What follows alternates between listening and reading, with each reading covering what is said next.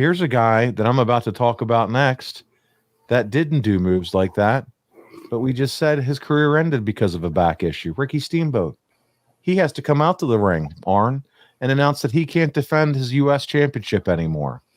How's this for a transition? We talk about a guy that went on to do this and make millions doing it to a guy who had made decent money, big baby face, and now at this point in his career, he has to come out and announce, basically, I can't wrestle anymore.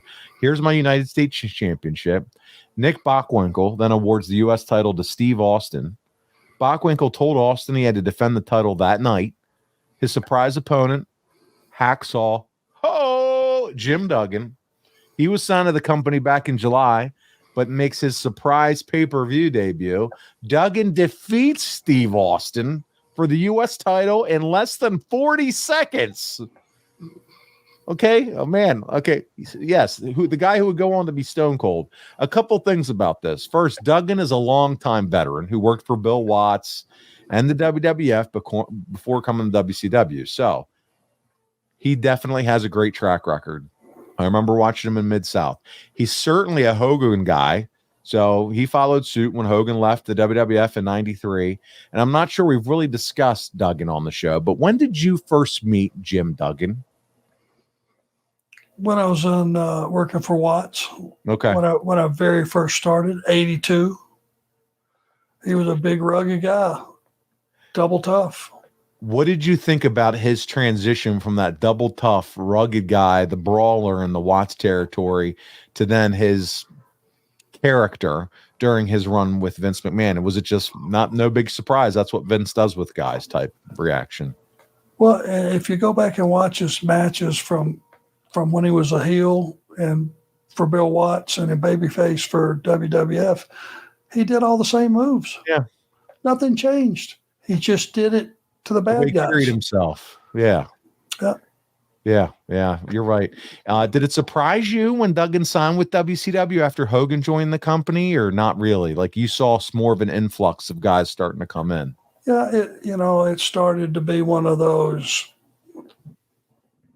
planes passing in the air, switching companies. There was a lot of that going on. It didn't seem like a big deal.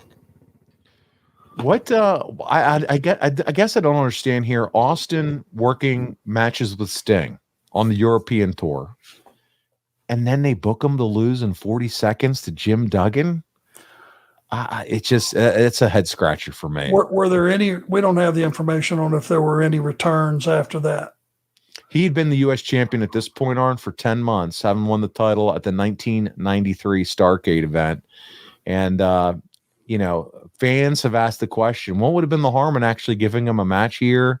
What is a quick win do for debuting, Jim Duggan? Why not give Austin the match he deserved?